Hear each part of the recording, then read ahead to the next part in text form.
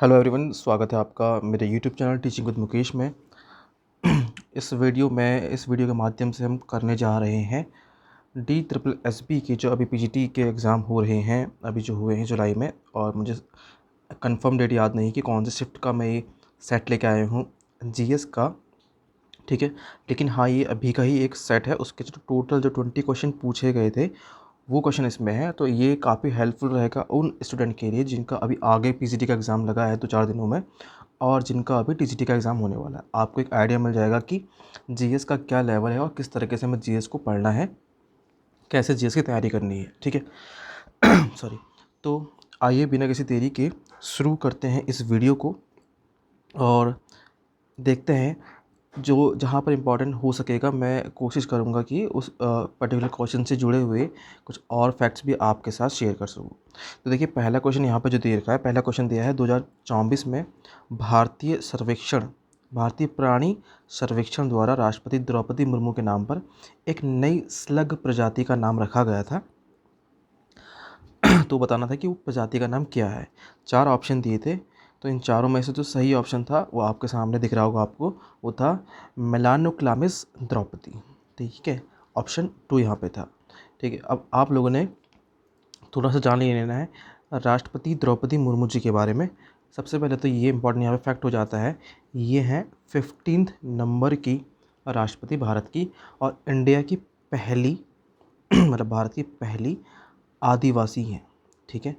पहली आदिवासी महिला राष्ट्रपति हैं और दूसरी महिला राष्ट्रपति हैं। मतलब क्योंकि पहले तो प्रतिभा देवी सिंह पाटिल थी राष्ट्रपति, और दूसरे नंबर पर आती है सेकंड वुमेन प्रेसिडेंट है इंडिया की, और फर्स्ट वुमेन प्रेसिडेंट है कोई आदिवासी महिला, ठीक है। तो अगला क्वेश्चन की तरफ बढ़ते हैं। क्वेश्चन नंबर सेकंड यहाँ पे ये है, निम्नलिखित में से कौन सा संगठन 2024 में शास्त्रीय दर्जे यानी क्लासिकल स्टेटस के लिए भाषाओं का आकलन करने के लिए उत्तरदायी था। तो इसका जो सही जवाब था वो था साहित्य अकादमी के अंतर्गत भाषाई विशेषज्ञ समिति जो बनाई गई थी वो इसके लिए क्या था, उत्तरदायी थी, ठीक है। अब थोड़ा सा जान लीजिए साहित्य अकादमी का जो फैक्ट होगा वो आपको ये रखना है। जो साहित्य अकादमी जो अकादमी है वो, इसके जो फाउंडर थे वो थे JL नेहरू यानी कि जवाहरलाल नेहरू, और इसे 1954 में स्थापित किया गया था साहित्य अकादमी को। अगला क्वेश्चन देखिए, अगला क्वेश्चन है, निम्नलिखित में से किस प्रमुख नेता ने कांग्रेस से त्यागपत्र देकर अपना स्वयं का फॉरवर्ड ब्लॉक बनाया। फॉरवर्ड ब्लॉक, ये क्वेश्चन बहुत रिपीटेड क्वेश्चन होता है मोस्ट ऑफ द एग्जाम्स में। फॉरवर्ड ब्लॉक की स्थापना किसने की, ऐसा भी आ जाता है, या फॉरवर्ड ब्लॉक को कब बनाया गया, ये भी आ जाता है। तो देखिए, जो फॉरवर्ड ब्लॉक है तो कांग्रेस से त्यागपत्र दिया था और उसके बाद फॉरवर्ड ब्लॉक बनाया था, तो ये बनाया था सुभाष चंद्र बोस जी ने बनाया था। अब यहाँ पे इम्पोर्टेंट इसमें थोड़ा सा ऐड ये कर लीजिए कि जो फॉरवर्ड ब्लॉक है इसकी जो स्थापना की गई थी वो यूपी उत्तर प्रदेश में की गई थी, और 3 मई 1939 को की गई थी। ये डेट बहुत इंपॉर्टेंट है, इस डेट से ही क्वेश्चन कितनी बार पूछ लिया गया है कि फॉरवर्ड ब्लॉक की स्थापना कब की गई थी, ठीक है। और कहाँ की गई थी, तो यूपी में की गई थी, उत्तर प्रदेश में की गई थी सुभाष चंद्र बोस जी द्वारा। अगला क्वेश्चन देखिए, अगला क्वेश्चन है, ऑप्टिकल फाइबर किस पर आधारित होते हैं। तो ऑप्टिकल फाइबर वही होते हैं प्रकाश के पूर्ण आंतरिक परावर्तन पर आधारित होते हैं। जनरल साइंस का क्वेश्चन था यहाँ पे। क्वेश्चन नंबर 5वां है, निम्नलिखित में से कौन सा महासागर, ये समुद्र या खाड़ी, भारतीय प्रायद्वीप से घिरी नहीं है। तो कौन सा ऐसा जो जहाँ पे जो इंडियन सब कॉन्टिनेंट जो है वो उसके अगल बगल कहीं नज़र नहीं आता है। तो ये है जी अटलांटिक महासागर। ये सीधा सीधा एक मैप का क्वेश्चन है। अगर आपके दिमाग में इंडिया का जो मैप है थोड़ा बहुत बसा हुआ है तो ये आप क्वेश्चन कर ले जाते। कैसे, देखिए देखिए ये पूरा इंडिया है, तो ये है हमारा बे ऑफ बंगाल यानी कि बंगाल की खाड़ी। तो ये ऑप्शन से वैसे हट जाता, एक तरफ अरब सागर है और एक हिंद सागर है। देखिए ये है हमारा, ये अरेबियन सी हो गया, और ये जो पूरा ये नीचे वाला पोर्शन जो है ये है, ये हमारा इंडियन ओशन हो गया। तो भाई तो 3 ऑप्शन तो वैसे हम एलिमिनेट करते, सिर्फ अटलांटिक महासागर इसका सही जवाब हो जाता। अगला क्वेश्चन देखिए, क्वेश्चन नंबर 6 है, भारत में निम्नलिखित में से कौन सा वित्तीय संस्थान प्रधानमंत्री जन धन योजना प्रत्यक्ष लाभ हस्तांतरण और आधार सक्षम भुगतान जैसी अपनी पहलों के माध्यम से वित्तीय समावेशन को बढ़ावा देता है। तो इसका जवाब है भारतीय रिजर्व बैंक। ठीक है, तो देखिए अब यहाँ से इम्पॉर्टेंट जो आपने कुछ और स्कीमें भी होती बहुत ज़्यादा इम्पॉर्टेंट है, जो बहुत ज़्यादा पूछी जाती है एग्ज़ाम में। तो फटाफट से मैं पहले एक स्कीम्स के नाम लिखता हूँ और आपने आंसर सोच लेना है कि इसका क्या क्या है। देखिए, तो एक तो आप बता दीजिए मुझे स्वामित्व योजना, ठीक है, ये कब लॉन्च हुई थी।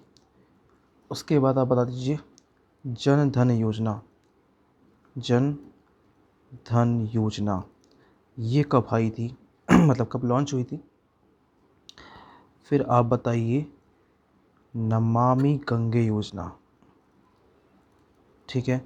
फिर मुद्रा योजना आई थी एक, मुद्रा योजना, ठीक है। सारे प्रधानमंत्री जी के नाम से नहीं कि प्रधानमंत्री स्वामित्व योजना, प्रधानमंत्री जनधन योजना, ठीक है, प्रधानमंत्री मुद्रा योजना।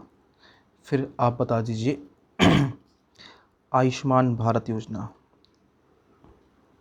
आयुष्मान भारत जो योजना है, ठीक है, इसको बोलते हैं PMJAY, PMJAY, प्रधानमंत्री जन आरोग्य योजना इसका नाम था।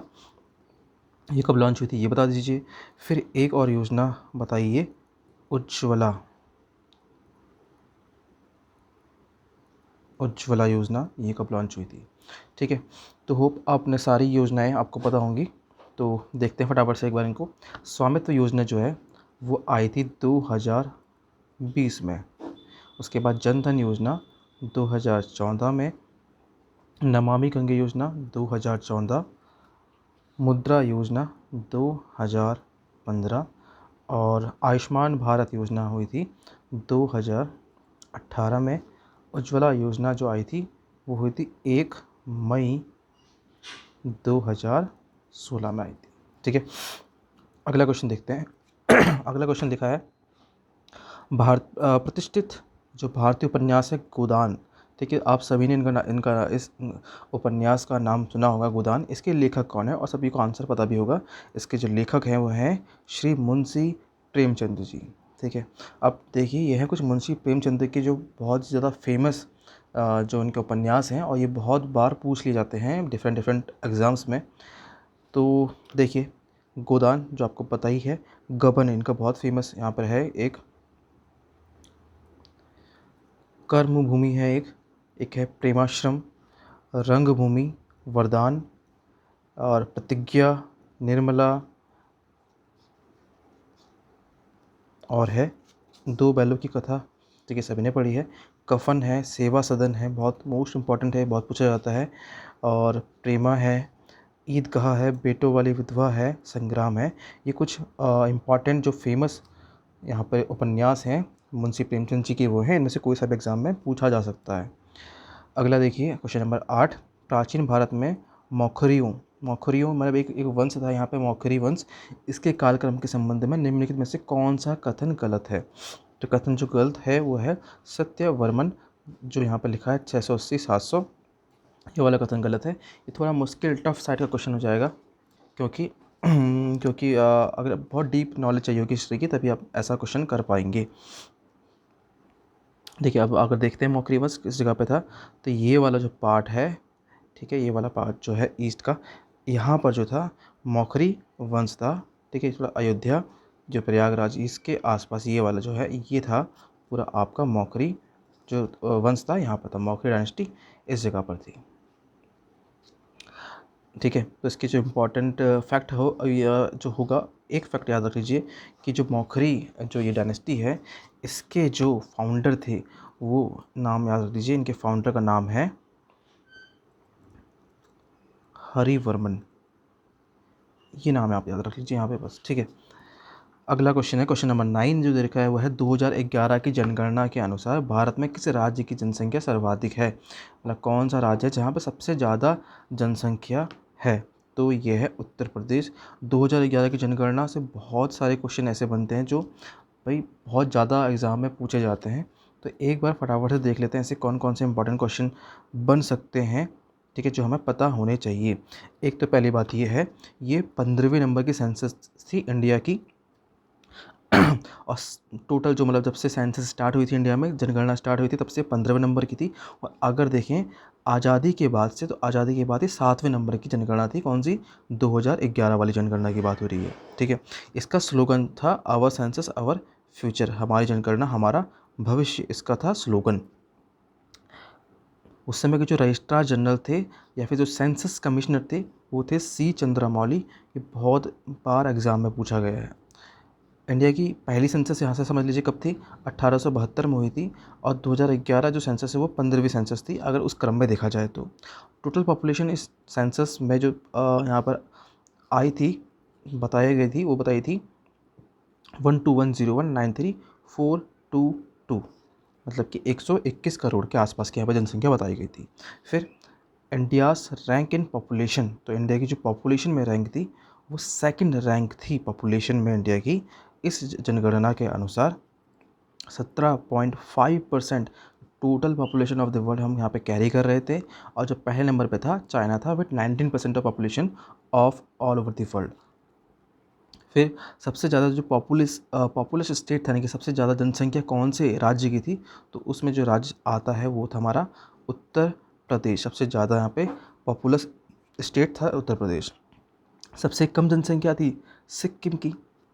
ठीक है, ये क्वेश्चन बहुत बार पूछा गया है कि सबसे ज़्यादा साक्षरता दर, मोस्ट लिटरेट स्टेट, ठीक है, कौन सा था? केरला था। और कितनी यहाँ की साक्षरता दर थी? साक्षरता दर यहाँ पे की थी 93.9%। और अगर बात की जाए तो सबसे कम साक्षरता दर की, तो आइए ना हमारे बिहार में, मतलब कि बिहार की थी भाई। और कितनी थी? 63.82% थी। अब देखिए यहाँ पर कितनी अजीब सी बात यह है कि तो बिहार में सबसे ज़्यादा उस समय पर, मतलब उसके बाद से जो आईएएस और ये आईपीएस वगैरह बने, वो बिहार से ज़्यादा लोग निकले। और यहीं पर ही सबसे कम साक्षरता दर भी देखी गई थी। फिर है नेशनल सेक्स रेशियो, जो यहाँ पे है राष्ट्रीय जो लिंग अनुपात है, जो फीमेल और मेल का था, वो था कितना? 940 फीमेल पे 1000 मेल। मतलब कि इसको ऐसा बोल सकते हैं कि जैसे 1000 मेल पर कितनी फीमेल थी? 940 फीमेल थी। हाईएस्ट सेक्स रेशियो, सबसे ज़्यादा जो लिंग अनुपात था, वो कौन सी जगह का था? वो था केरला का। अब इसको ऐसे याद रख लीजिए, क्योंकि केरला में ज़्यादा पढ़े लिखे लोग हैं, इसलिए वहाँ पर लड़कियों को भी बहुत ज़्यादा सम्मान दिया जाता है, मतलब। और वहाँ पर इसीलिए सेक्स रेशियो ज़्यादा है। 1084 था 1000 मेल के ऊपर। फिर सबसे कम जो सेक्स रेशियो है वो था हरियाणा का। ठीक है, अगर यूटी की बात की जाए तो सबसे ज़्यादा सेक्स रेशियो यूटी में, जो यूटी होती हैं केंद्र शासित प्रदेश में, वो था पुडुचेरी का। और सबसे कम सेक्स रेशियो यूटी में अगर देखा जाए दमन एंड दीव का था, मात्र 618 था यहाँ पे का। ठीक है, अगर मेल की लिटरेसी की बात की जाए, यानी कि पुरुषों में साक्षरता दर की बात की जाए, वो थी 82.14%। और फीमेल में जो साक्षरता दर की बात की जाए वो थी 65.46%। बहुत बार इन दोनों का अंतर पूछ लिया जाता है, तो आपको एक बार दोनों याद हो जाएं तो इनका अंतर आप आसानी से निकाल सकते हैं फिर तो माइनस करके। पॉपुलेशन ग्रोथ रेट की बात की जाए तो ये थी 17.64% यहाँ पे population growth rate. Highest fertility rate जो था वो था मेघालय का। और मोस्ट लिटरेट यूनियन टेरेटरी, सबसे ज़्यादा जो लिटरेसी जो थी यूटी की बात की जाए तो लक्षद्वीप की। अब इसको ऐसे याद कीजिए क्योंकि उन्होंने अपना लक्ष्य बिल्कुल सटीक रखा है, इसलिए वहाँ पर लिटरेसी रेट भी ज़्यादा है यूटी के मामले में। और सबसे कम थी किसकी? यूनियन टेरेटरी कौन थी सबसे कम जिसकी साक्षरता दर कम थी? वो थी दादरा एंड नगर हवेली, क्योंकि हवेली में ही ये रहने का शौक था, पढ़ाई लिखाई पर ध्यान नहीं दिया, मतलब एक याद करने का तरीका है। तो सबसे कम साक्षरता दर रह गई इनके लिए। सबसे ज़्यादा लिटरेट डिस्ट्रिक्ट था, वो था भैया कौन सा? वो था सेटशिप, मिज़ोरम का डिस्ट्रिक्ट है यहाँ पर। और अगर बात की जाए सबसे कम लिटरेट डिस्ट्रिक्ट जो था वो था वही Dadra Nagar and Haveli. Highest density of population की बात की जाए, सबसे ज़्यादा डेंसिटी कहाँ है पॉपुलेशन में, स्टेट की बात हो रही है, तो ये था बिहार में। ठीक है, यहाँ 1 किलोमीटर पे 1102 यहाँ पे लोग थे। ठीक है, अगर लोवेस्ट डेंसिटी ऑफ पॉपुलेशन की बात की जाए तो ये था अरुणाचल प्रदेश, यहाँ पे सिर्फ 17 थे 1 किलोमीटर स्क्वायर के एरिया में। फिर बात करते हैं टोटल नंबर ऑफ डिस्ट्रिक्ट, थे यहाँ पर 640। ठीक है। और फिर लास्ट है हाईएस्ट पॉपुलेशन डिस्ट्रिक्ट जो था वो था आपका ठाणे, महाराष्ट्र का। ठीक है। तो ये थे भैया कुछ इंपॉर्टेंट फैक्ट हमारे 2011 की सेंसस के बारे में, जनगणना के बारे में। अगले क्वेश्चन की तरफ बढ़ते हैं। अगला क्वेश्चन ये है, क्वेश्चन नंबर 10। जो हेमू था मोहम्मद आदिल शाह का हिंदू सेनापति, और बैरम खान जो था अकबर का संरक्षक या रीजेंट की बात हम करें, तो इनके बीच में पानीपत का द्वितीय युद्ध लड़ा गया और कौन से साल में लड़ा गया? तो ये लड़ा गया था 1556 में। अब यहाँ से इम्पॉर्टेंट जो फैक्ट याद रखना है आपने, वो 3 युद्ध हुए थे पानीपत के। पानीपत का पहला युद्ध, दूसरा और तीसरा। तो आपको भाई तीनों पता होने चाहिए कि तीनों कब कब हुए थे और किन किन के बीच हुए थे और क्या परिणाम रहा था।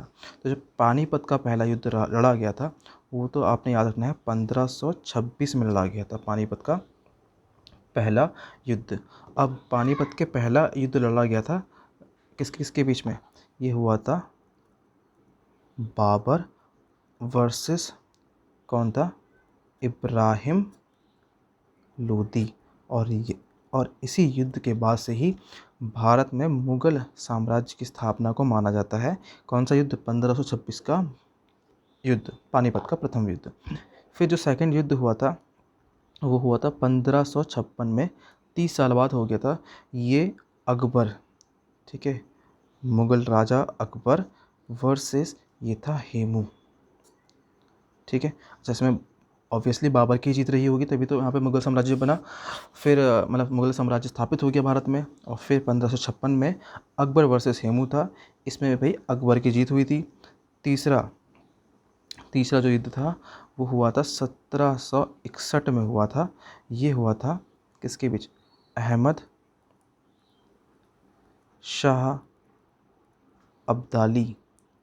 ठीक है। अहमद शाह अब्दाली के बीच में, अब्दाली वर्सेस मराठा साम्राज्य के बीच में ये युद्ध हुआ था। और इसमें अहमद शाह अब्दाली की ही जीत हो गई थी। ठीक है। तो ये 3 युद्ध आपने, बहुत इंपॉर्टेंट युद्ध हैं पानीपत के, याद रखने हैं विथ ईयर। अगला क्वेश्चन देखिए, क्वेश्चन नंबर 11 दे रखा है कि आर्थिक सर्वेक्षण 2022-23 के अनुसार जनवरी 2023 तक की स्थिति के अनुसार निम्नलिखित में से किस क्षेत्र में राष्ट्रीय अवसंरचना पाइपलाइन के अंतर्गत सबसे अधिक परियोजनाएं हैं? तो ये है इसका ऑप्शन 2, परिवहन है। इसमें ज़्यादा को डिटेल में और जानने की ज़रूरत है नहीं। अगला क्वेश्चन देखिए, अगला क्वेश्चन दे रखा है यूरोपीय संघ, जिसे ईयू बोलते हैं, उत्तरी अमेरिका मुक्त व्यापार समझौता नाफ्टा NAFTA, आसियान और एपिक, ये सारे क्या हैं? गुट है के नाम है, यानी कि ग्रुप्स के नाम है ग्लोबल लेवल पर। इनका जो प्राथमिक उद्देश्य है वो क्या है? तो इन सभी का प्राथमिक उद्देश्य है, जो भी इनके सदस्य देश होंगे उनके बीच व्यापार में बाधाओं को दूर करना, यानी कि सब आपस में जो है आसानी से व्यापार कर सकें। अगला क्वेश्चन देखिए, क्वेश्चन नंबर 13। निम्नलिखित में से कौन I have the streets the कुट्टी क्रिकेट स्टोरी की पुस्तक के लेखक इनमें से कौन है? तो देखिए, अगर आप थोड़ा सा अगर इसमें अगर गैस लगाना चाहें तो कैसे लगा सकते थे कि जो द कुट्टी जो वर्ड है यहाँ पे कुछ साउथ वाला वर्ड लग रहा है। ठीक है। और यहाँ देखेंगे अगर नाम में, इन सभी नामों में से जो साउथ इंडियन नेम जो बहुत फेमस है इनमें से वो कौन है? मतलब एक ही नज़र आ रहा है, आर अश्विन। तो यही इसका आंसर भी था, आर अश्विन। अब यहाँ से जान लीजिए कुछ फेमस स्पोर्ट्स पर्सन और उनकी जो बायोग्राफीज़ बोल लीजिए या बुक्स बोल लीजिए, जो कि बहुत ज़्यादा एग्ज़ाम में पूछी जाती हैं। ठीक है। तो फटाफट से मैं बता देता हूँ आपको। आप पहले बताइए मुझे कि कौन सी किस किस की है। पहली है प्लेइंग इट माई वे। ठीक है। ये मतलब इनके शॉर्ट नेम, मतलब जो शुरुआती नेम जो है, जो इम्पोर्टेंट जहाँ से आप याद रख लेंगे, क्योंकि एक बुक्स के नाम थोड़े से बड़े होते हैं। और अगला है a century is not enough, a century is not enough. फिर आप मुझे बता दीजिए 281 एंड बियॉन्ड, ये किसकी है? Straight from the heart, straight from the heart. Next बताइए आप the test of my life, the test of my life, and then आप बताइए the race of my life, the race of my life playing to win, playing to win. पहला आप इतने बताइए, फिर दो चार नाम और हैं उनके बारे में बात करेंगे। तो पहला है हमारा प्लेइंग इट माई वे, तो ये है भाई सभी को पता होना चाहिए, सचिन तेंदुलकर, सचिन रमेश तेंदुलकर की। और सेंचुरी इज़ नॉट इनफ, ठीक है, ये है सौरव गांगुली की, ठीक है। फिर है 281 एंड बियॉन्ड, ये है VVS लक्ष्मण, ये सभी क्रिकेटर्स ही हैं अभी फ़िलहाल। स्ट्रेट फ्रॉम द हार्ट, तो ये है हमारे कपिल देव साहब जी की, कपिल देव जी की। The test of my life, ये है युवराज सिंह।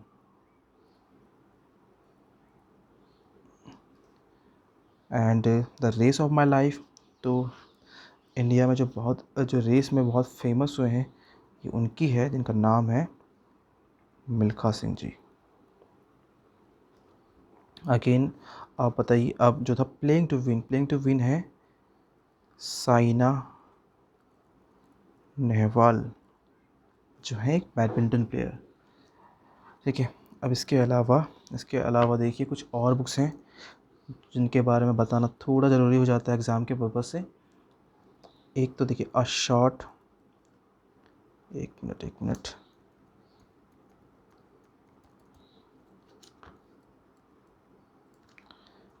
तो है अ शॉट एट हिस्ट्री, ये बताइए आप। फिर है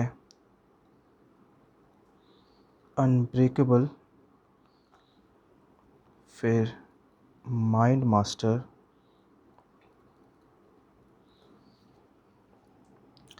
तो ये है, इनको वो बताइए। देखिए अ शॉट एट हिस्ट्री, ये है हमारे गोल्ड मेडलिस्ट, जिनका नाम है अभिनव बिंद्रा।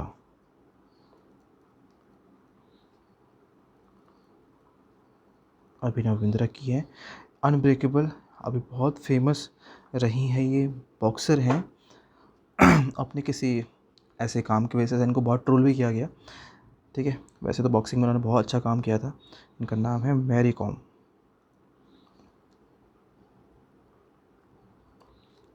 COM हुआ है KOM, चलो जो भी है, मैरी कॉम की है। फिर है माइंड मास्टर, माइंड मास्टर है विश्वनाथन आनंद की, ठीक है। तो विश्वनाथन आनंद ये है कौन, चेस प्लेयर। क्वेश्चन देखिए, अगला क्वेश्चन है माइक्रो फाइनेंस का निम्नलिखित में से कौन सा सिद्धांत है जो पारदर्शी निष्पक्ष तरीके से वित्तीय सेवाएं प्रदान करने पर जोर देता है और ग्राहकों, विशेष रूप से कम आय वाले उधारकर्ताओं के हितों की रक्षा भी करता है। तो इसमें ग्राहक की कुछ रक्षा करने की बात हो रही है, तो ग्राहक सुरक्षा यानी कि जो क्लाइंट प्रोटेक्शन है, ये सिद्धांत है। अगला क्वेश्चन देख लीजिए, अगला क्वेश्चन नंबर 15 जो दिया गया था इस एग्ज़ाम में, वो है कि 2024 में किस कंपनी ने एशिया का पहला निम्न कार्बन ग्रीन जिंक इकोजेन लॉन्च किया था। तो ये लॉन्च किया था हिंदुस्तान जिंक लिमिटेड ने। ये ऐसे क्वेश्चन होते हैं भाई जो आपने कभी कुछ पढ़ा होगा, करंट वाला, या कुछ फैक्चुअल GK क्वेश्चन ऐसा कुछ पढ़ लिया और आपके दिमाग में बैठ गया, आपको कुछ याद रह गया, तो आप कर पाएंगे, वरना भाई सारे लोग तो ऐसे क्वेश्चन करना मुश्किल हो जाता है सभी लोगों का। अगला क्वेश्चन देखिए, क्वेश्चन नंबर 16, तो भारतीय संविधान का निम्नलिखित में से कौन सा अनुच्छेद यह स्पष्ट करता है कि यदि कोई व्यक्ति स्वेच्छा से किसी विदेशी राज्य की नागरिकता प्राप्त करता है तो वह भारत का या की नागरिक नहीं होगा या होगी। तो कौन सा अनुच्छेद ऐसा है, तो वह है अनुच्छेद नंबर 9। अब आपको क्या पता होना चाहिए, आपको पता होना चाहिए नागरिकता के बारे में। नागरिकता की बात की जाए तो ये आती है किस में, ये आती है भाग 2 में। किस में आती है भाई, संविधान के जो भाग 2 है उसमें नागरिकता का जिक्र किया गया है। कहाँ से कहाँ तक, आर्टिकल 5 से 11 तक ये बात की गई है नागरिकता को लेकर के। तो आर्टिकल 5 जो बोलता है संविधान के प्रारंभ पर नागरिकता के बारे में बताता है। 6 बोलता है कि पाकिस्तान से भारत को प्रव्रजन करने वाले कुछ व्यक्तियों के नागरिकता के अधिकार के बारे में बात करता है। 7वां पाकिस्तान को प्रव्रजन करने वाले कुछ व्यक्तियों के नागरिकता के अधिकार की बात करता है। 8वां, ठीक है, भारत के बाहर रहने वाले भारतीय उद्भव के कुछ व्यक्तियों के नागरिकता के अधिकार। 9वां, विदेशी राज्य की नागरिकता स्वेच्छा से अर्जित करने वाले व्यक्तियों का नागरिक ना होना, इसकी बात करता है। यही क्वेश्चन पूछा गया था देखिए। तो 10 बात करता है नागरिकता के अधिकारों का। इस प्रकार से ही सारे यहाँ पे 5 से लेकर 11 हैं। तो इसके बारे में आपको पढ़ ही लेना चाहिए एक बार, ताकि थोड़ा सा दिमाग में रहे। क्वेश्चन नंबर 17 जो दिया गया था, क्वेश्चन नंबर 17 ये था कि निम्नलिखित में से कौन कथक नृत्य शैली से संबंधित नहीं है। तो कथक नृत्य शैली से संबंधित नहीं है तो यह है लक्ष्मी नारायण शास्त्री। तो लक्ष्मी नारायण शास्त्री जो हैं ये हैं किससे, ये कुचिपुड़ी से हैं, कुचिपुड़ी डांस से रिलेट हैं। और अगर हम बात करें सितारा देवी, बिरजू महाराज और शोभना नारायण, ये सभी जो हैं ये एक्सपोनेंट हैं किसके, कथक के, कथक नृत्य से जुड़े हुए हैं। ठीक है, अब जरा कथक के बारे में अगर जान लें तो जो कथक डांस है, पहली बात तो ये एक कथा, इसमें कथा सुनाई जाती है इस डांस में। एक सोलो डांस है, सोलो मतलब इसको अकेले किया जाता है, इसको ग्रुप में या पेयर में नहीं करते, मतलब वैसे जो ऑफिशियली देखा जाए तो। और जो ये कथक है ये किस नॉर्थ इंडिया का डांस फॉर्म है और ये रिलेट करता है यूपी से, उत्तर प्रदेश से। ठीक है, आगे देखिए FSSAI का एक स्वायत्त निकाय है जिसका प्राथमिक कार्य जो है खाद्य सुरक्षा के विनियमन और पर्यवेक्षण के माध्यम से जन स्वास्थ्य की रक्षा और संवर्धन करना है। इसकी स्थापना डस के द्वारा की गई थी। तो FSSAI की स्थापना की थी भारत सरकार ने। अगर इसका पूरा नाम की बात की जाए तो इसका पूरा नाम है food safety and standard authority of India, यानी कि फूड सेफ्टी और उसके स्टैंडर्ड अथॉरिटी की यहाँ अथॉरिटी है ये इंडिया के अंदर। फिर अगला है जो सेकंड लास्ट क्वेश्चन था इस पेपर का, वो था राज्य विधान परिषद किसी साधारण विधेयक को अधिकतम डैश की अवधि तक रोक सकती है। किसी साधारण जो सिंपल सा विधेयक जो हो, सिंपल विधेयक जो होगा उसे कब तक रोक सकते हैं, उसको भाई 4 महीने तक रोका जा सकता है राज्य विधान परिषद के द्वारा। ठीक है, इसमें आपने क्या समझना है, क्या याद रखना है, हाँ इसमें आपने याद ये रखना है कि भाई ऐसे कितने राज्य हैं भारत में जहाँ विधान सभा और विधान परिषद दोनों के दोनों हैं। ठीक है, तो और आपने याद कैसे रखना है, आपने इसको याद रखना है एक ट्रिक से जो कि है कबूतम। ठीक है, तो ये कैसे आता है, क्या इस के से आता है कर्नाटक, बी से है बिहार, यू से है उत्तर प्रदेश, टी से है तेलंगाना, ठीक है, और ए से है आंध्र प्रदेश, एम से यहाँ पर होगा महाराष्ट्र। ठीक है, मराठी बोलनी पड़ेगी, ऐसा कुछ नहीं है, हमारा देश है, हम जो चाहें वो भाषा बोल सकते हैं, हमें उस भाषा को बोलने से कोई नहीं रोक सकता। अगला है 20वां, तो 20वां बोल रहा है क्वेश्चन, जो लास्ट क्वेश्चन था, भारतीय संविधान का कौन सा अनुच्छेद संघ एसोसिएशन बनाने की स्वतंत्रता देता है, यानी कि हम अपने संघ वगैरह बना सकते हैं, इसके बारे में इसकी स्वतंत्रता देना किस आर्टिकल के अंतर्गत आता है, तो ये आता है आर्टिकल 19 के अंतर्गत आता है। ठीक है, यहाँ पे आपको पता होना चाहिए भारत के मौलिक अधिकार जो कि कितने हैं, भारत के 6 मौलिक अधिकार हैं और किस आर्टिकल और किस भाग में आते हैं, ये आते हैं, तो ये आते हैं आपके भाग 3 के अंतर्गत आते हैं। तो भई 6 अधिकार हैं, ये कौन-कौन से हैं? पहला है समता या समानता का अधिकार, जो कि आर्टिकल 14 से 18 तक इसमें कंक्लूड है। फिर है स्वतंत्रता का अधिकार, जो है 19 से 22 में, ठीक है? तो हमें स्वतंत्रता किस प्रकार की? अपना संघ बनाने की स्वतंत्रता, ये भी, ठीक है? संघ बनाने की जो स्वतंत्रता है, यानी किसी भी तरह की स्वतंत्रता होगी जो हमें आर्टिकल 19 से 22 के बीच में होगी, तो ये आर्टिकल 19 ही बोलता है इसके बारे में, ठीक है? फिर है शोषण के विरुद्ध अधिकार, जो कि है अनुच्छेद 23 से 24 में आता है। धार्मिक स्वतंत्रता का अधिकार आता है अनुच्छेद 25 से 28 के बीच में। धर्म से जुड़ी हुई जो स्वतंत्रता है वो आर्टिकल 25 से 28 के बीच में आएगी। 25 से 28, 26, 27 भी इसी में शामिल है। इसी प्रकार से संस्कृति और शिक्षा संबंधी जो अधिकार हैं वो आते हैं आर्टिकल 29 और 30 में। संवैधानिक उप अधिकार जो आते हैं आर्टिकल 32 में, जिसे हमारे जो डॉक्टर भीमराव अंबेडकर साहब थे उन्होंने क्या कहा था? संविधान की आत्मा। किस आर्टिकल को कहा गया है? ये कहा गया है आर्टिकल 32 को। ये क्वेश्चन बहुत बार एग्जाम में पूछा गया है, ठीक है? तो स्वतंत्रता का अधिकार उसमें हमारे देखो कौन-कौन से हैं? आर्टिकल 19, 20, 21, 21 का ए और 22, ये इतने आर्टिकल इसमें दे रखे हैं 19 से 22 तक। तो जैसे 19 बात करता है अभिव्यक्ति की स्वतंत्रता का अधिकार, तो अभिव्यक्ति करने के लिए हम अपने संघ-वंघ भी बना सकते हैं। 20 बात करता है अपराधों के लिए दोष सिद्धि के संबंध में अधिकार के संबंध में संरक्षण। 21 का बात करता है प्राण और दैहिक स्वतंत्रता के संरक्षण की बात। 21 ए बात करता है शिक्षा का अधिकार, क्योंकि देखो 21 ए लिखा है ना, इसका मतलब इसे किसी न किसी संविधान संशोधन के द्वारा जोड़ा गया होगा। अब आप कमेंट सेक्शन में बता दीजिएगा कि भाई कौन से संविधान संशोधन के द्वारा आर्टिकल 21 का पार्ट ए जोड़ा गया था संविधान के अंतर्गत। 22 बात करता है कुछ मामलों में गिरफ्तारी और निरोध से संरक्षण।